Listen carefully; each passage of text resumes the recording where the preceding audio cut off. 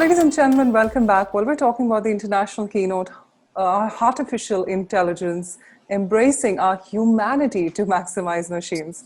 Well, we've got for the international keynote, John C. Havens, the Executive Director of the IEEE Global Initiative on Ethics of Autonomous and Intelligent Systems.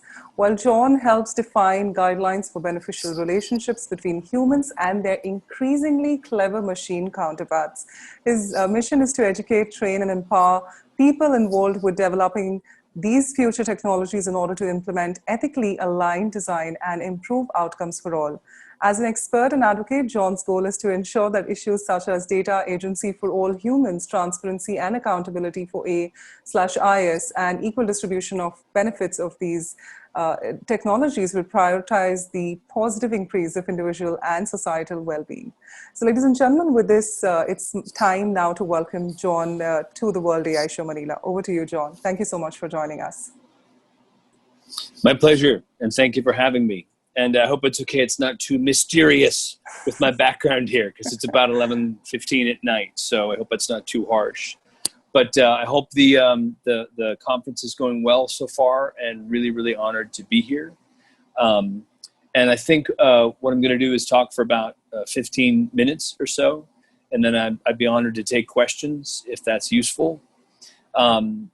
So the main topic that I wanted to talk about is the same title as my book. I have this copy here, and it's again called Heartificial Intelligence. And sorry for the pun, meaning instead of artificial intelligence, it's Heartificial Intelligence. And really, I wrote the book about 4 years ago, maybe 5 years ago, because I was doing a lot of research for a online publication called Mashable. And I was really just calling a lot of people and interviewing them saying, where's the code of ethics for artificial intelligence? Meaning, I'm not an engineer, so I thought maybe there was one and I didn't know where it was. And more people at all levels of different organizations, meaning chief technology officers, senior data scientists, were saying they didn't really have a formal code of ethics. And they would quote from a short story. What you've probably heard is these laws of robotics, which is do no harm, etc. And those laws of robotics are from a fantastic short story from the 1950s from an American author. But they were written to demonstrate how difficult it is to simply just have a set of rules that would be the same for all humans around the world. And that's why it's, by the way, again, exciting and an honor to be speaking, to Manila and the Philippines, even though I realize I'm on, an online setting. And I bring that up because the work that I now am honored to lead, I'm executive director for a program at IEEE, which is the world's largest technology professional association. It was founded about 100 years ago by Thomas Edison. It's got about 500,000 members around the world, and that's just members. With volunteers, it's many, many millions of academics, data scientists, policymakers. It's very, very big. And the reason I was so honored to join initially as a consultant and now on staff is really all about their tagline, which is advancing technology for humanity. And why that's so relevant to my talk this evening or today where you are, if it's during the day, is when you think about how to advance technology for humanity, meaning FOR, for humanity. A lot of the questions about ethics or applied ethics with artificial intelligence, like any technology, you have to sort of say, what is the for about? Meaning, what does it mean to improve humanity? So with my time tonight, what I really want to talk about, and I should say, by the way, that although I work with IEEE, the views that I express tonight will be John's, although the programs that I lead, I'll tell you about those programs. So I'll start with that, which is in 2015, I went to IEEE after I'd spoken on a panel at a conference you may be familiar with called South by Southwest. And I said to them, look, if there's no code of ethics for AI, I think you should build it. And they were already thinking about doing this. A wonderful guy named Konstantinos Karahalios, who is the managing director of the IEEE Standards Association, wanted to do this. So we created a document. It's called Ethically Aligned Design, with about 100 people, mainly from North America, Europe, and the United Kingdom. And there's about 100 pages of that document that came out in 2016, which was really one of the first sets of principles of its kind in the world. And now, of course, there's many, many principles. I'm very excited that the Philippines is creating their principles. That's wonderful news. By the way, I'm sure IEEE would be thrilled to help out with that if that's something that's useful. But what happened that was so smart is someone on our team, a guy named Chris, said, listen, when you release the first draft of the document, release it as a request for input, meaning make sure you basically say, we want people's feedback. And it was one of the best decisions we made because we got over 500 pages of feedback. And one of my favorite parts of the feedback we got, and again, one of the reasons I'm so excited to talk to the Philippines, is many people said in the feedback, this is a great document, thank you, but it feels very Western, right? Meaning, and they were right, because it was mainly North America, Europe, and the UK, that people from those regions that had created the first version. So what was exciting is I got to reach out to, and we now have a lot of members from China, South Korea, and Japan. And we've had the first version translated into Japanese, Arabic, Thai. So we had a lot of really wonderful participation. And then we had a second version of it come out. That came out in 2017. And the most recent version came out in 2019. So ethically aligned design, it is free. It is a Creative Commons document. It inspired 14 standards working groups, one of which is focused on well-being and technology. And I think what I'm probably going to do with my last 10 minutes is mainly talk about this idea of well-being. Because again, I caught quite a bit of the last panel. I thought it was really fascinating. And thank you again for the opportunity to be here. So one thing that's key about creating any technology, but especially with artificial intelligence, I think in my introduction, and thank you again, you used the term like these clever machines or these counterparts. I think first of all, one thing we focus on in our work is to be careful to avoid a term what's called anthropomorphism. And by the way, don't get me wrong, it was a fun introduction. I'm just saying that I do it too, right? I have a guitar. It's not machine learning. It's a guitar. And I treat it sometimes almost like a pet, But the reason, and this is not about anything I heard in this conference, a lot of times you'll read headlines. I read one just the other day that will say something like, a new AI system beats or destroys humans, annihilates humans at this certain task, right? And besides the sort of link bait aspect of that, a lot of our work is saying, hold on, it actually diminishes the beauty, as it were, of the technologies and what they can do when we kind of mix up this idea of anthropomorphism and sort of saying, well, this machine is smarter than me, or it may become smarter than me, versus asking, who are the people creating the code? What are the systems under the code? And most importantly, why build it, right? A lot of these conversations, they're very compelling.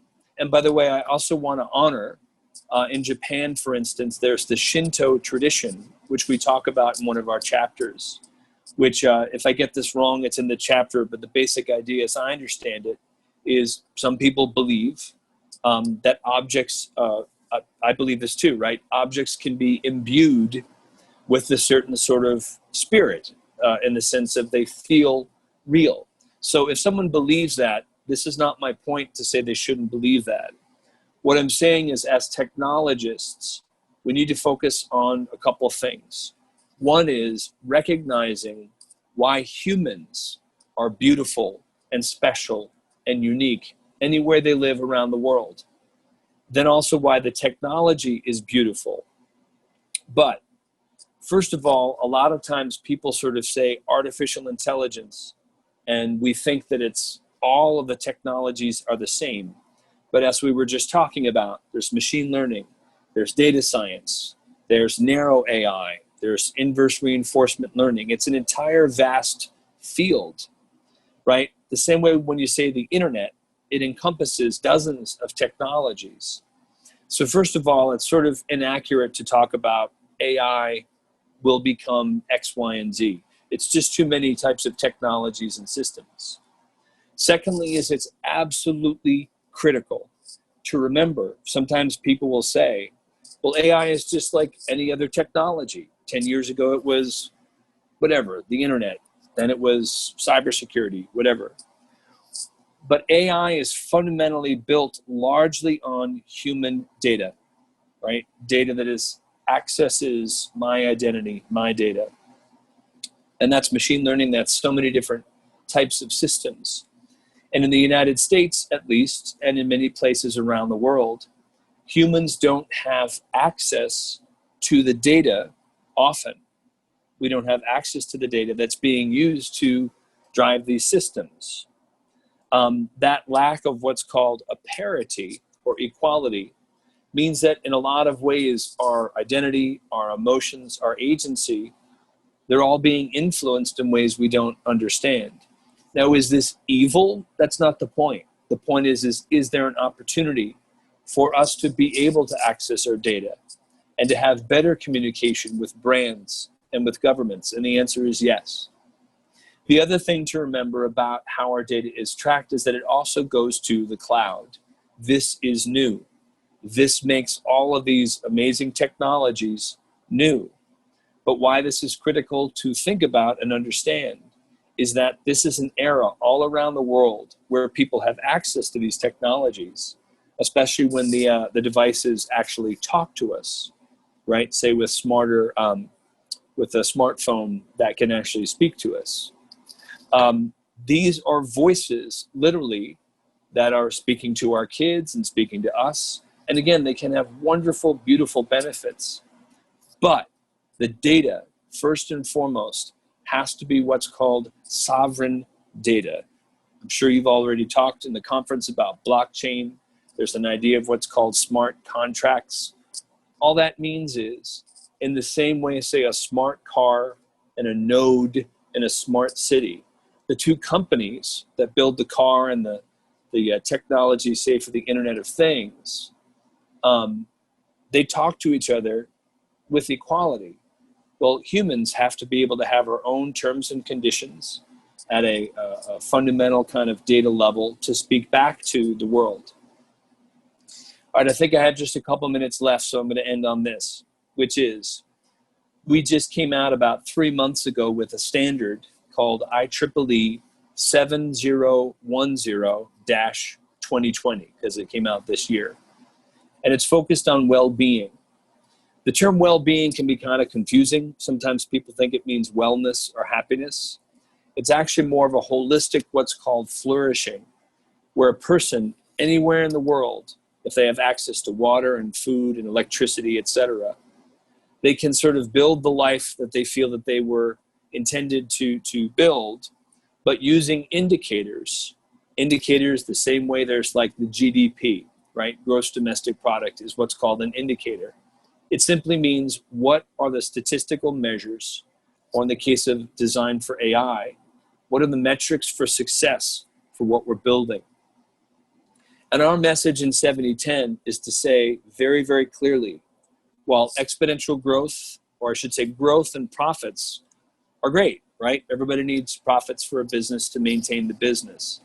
But exponential growth means that a key factor for success is not just growth and profits to sustain a company, which is what you need, but exponential growth, meaning a first priority is always just to go straight up. Why this is a challenge is then what that means we can be ignoring is people and also the planet. So in closing, I'll say this. We have to take care of human data. We really have to understand, why are we building what we're building? Our message is build these beautiful technologies, but make sure that while we're all making profit, great, that we're doing it where the AI is designed to provably increase human well-being and environmental flourishing. That is actually the success metric versus just exponential growth in isolation. And that's how we can embrace our humanity to maximize machines, is to recognize machines are beautiful, humans are beautiful. We don't have to be the same thing. And also, if we want our children and ourselves to really flourish, then we have to recognize that we have to take care of people and the planet, as well as the metrics of risk and profit that we already know how to take care of. So with that, I think that's my time. And I hope that all made sense. I know I'm a little bit sleepy. If there's time for questions, great. And if not, again, it's a real pleasure and honor to be here. And thank you for the opportunity. Thank you, John. John, I believe it must be around 11:30 right now there. Yes. Thank you so much for your time. And John, we're just going to be now breaking in for a networking break. But thank you for your valuable inputs out there. My pleasure. Have a great conference. Thank you. Thank you.